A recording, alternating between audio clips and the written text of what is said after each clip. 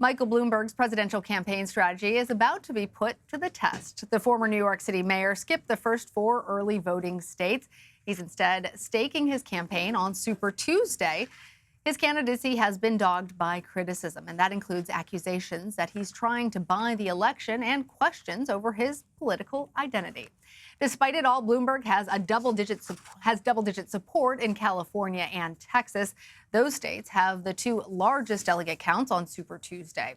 A new article in New York Magazine takes a deep look inside of Bloomberg's political operation and what's motivating one of the richest people in the world and the richest person ever to run for president of the United States.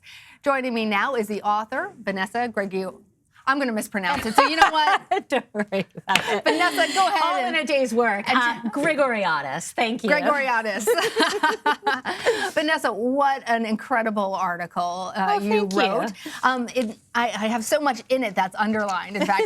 But I think that for our viewers, it was interesting. You talked about one moment where he sounds like Scrooge McDuck almost. Right. And you say this kind of monologue, weird, unguarded, almost like it was scripted to illustrate out of touchness. And you say that in some ways the question about Bloomberg's campaign is, can a person with negative charisma actually seize the Democratic nomination? Yeah, I mean, if you hear him give a speech in public, it's really just like kind of like a white noise thing. It's like one of those college professors where you're like, oh my God, could I please leave here now or I'm going to fall asleep? Like, he has that effect on you. I do think that he's not Scrooge McDuck. I mean, he's not that bad a guy. He's got incredible philanthropy. He's done so many things that we're going to look back on and say, this guy was amazing for New York City.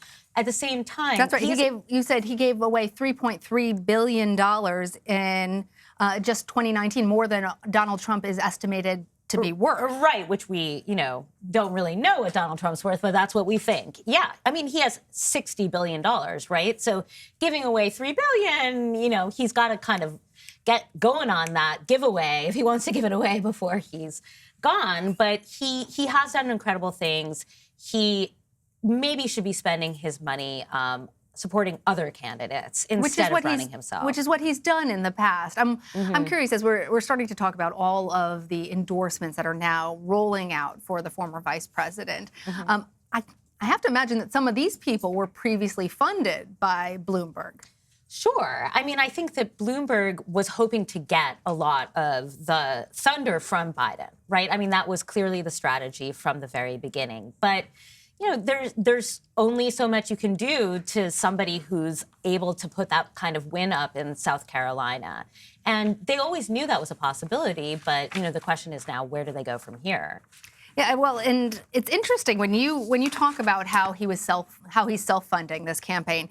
You write that he's spending about $5.6 million a day, which is twice as much as Biden raised, 2 days of Bloomberg spending is about as much as Biden raised in all of January. Right, exactly. Now Biden has some money, but it's still not that much, right? I mean, Bloomberg has basically carpet bombed the airways. I mean, you can't get away from these ads, and he's done some stuff that's really been innovative. And the fact that he hasn't put up better numbers against a Biden who is essentially, almost broke at the end of February, it does say something about our democracy, which is, even though Bloomberg is an interesting candidate, you still maybe can't really buy your way there.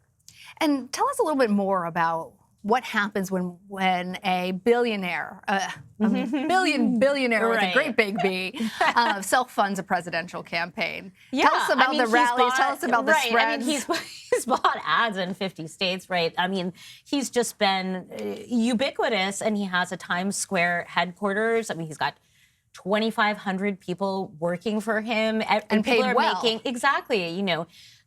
Canvassers are making kind of like $6,000 a month, which is a pretty good salary for something that's not like very skilled labor. I mean, there's 3 catered meals a day for the people who work there. There's free iPhone 11s for the campaign staffers. So it's kind of no expenses spared, which is part of how he's treated people throughout his entire life. He has always been good to employees. I don't know if he would do that for everybody in America.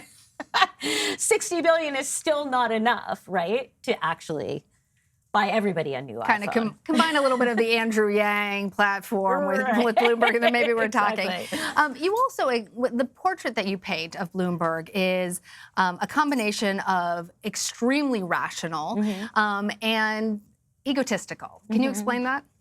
Yeah, I mean, I think he's a tech guy, right? He's not that different than Mark Zuckerberg if Zuckerberg was 78 years old or something. He's an engineer. He's very rational. He looks at data. He looks at percentages.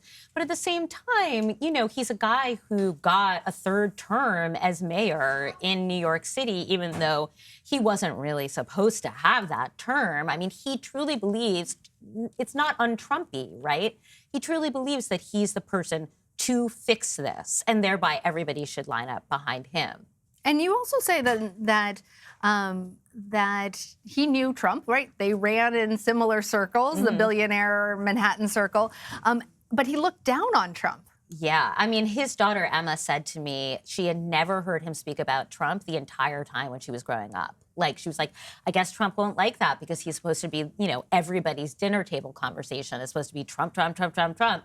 But, I mean, Trump was kind of a joke, like in 90s New York, 2000s New York, he was on Celebrity Apprentice, so the rest of America thought he was a billionaire. But among real billionaires in New York, he was, a laughingstock. Well, Biden's campaign was also revitalized by a big win in South Carolina on Saturday. And we also had two moderate candidates dropping out, Pete Buttigieg and Amy Klobuchar. Does Bloomberg's rationale for initially running, does it still make sense now? I mean, that's the big question. We'll have to see how he does on Super Tuesday and where that ego will come into play, right? Because even though he is a rationalist and he will be able to see maybe there's no way to even take this to a contested convention. Which is the strategy you think right now? Yeah, I think it's been the strategy since the beginning, to be honest. But he may see that, but at the same time, everybody knows that you never really get out of a presidential campaign until you run out of money, right? That's when the candidate goes, okay, give it to me straight. There's not another nickel left. He will never run out of money. So there is really no reason for him to leave unless he sees that history will not look kindly on this, right? That I think would be the biggest motivator. If he's seen as a spoiler for the Democrats. Yeah, if he sees it as a spoiler, and he doesn't want Sanders to get the nomination. And he is friendly with Biden, so there might be a way where he could stay a power center if he really works hand in glove with Biden to get Biden the nomination. Maybe that would be appealing to him. I mean, I think it's too early to know exactly what steps he'll make. You could see him step out for sure if he doesn't do well. You could see something on Wednesday. Well, he's pledged that he will support the Democratic nominee even if it's not him. Right. And in your article, you said the question on everyone's mind is, can the presidency be bought by the 9th richest man in the world? So I'm wondering if you believe that if Biden actually does step out, will he continue to support a Bernie Sanders who wants to take on Wall Street and billionaires, just like him, right? Like him exactly. or the devil to Bernie Sanders. Yeah. Will he throw money behind Bernie Sanders?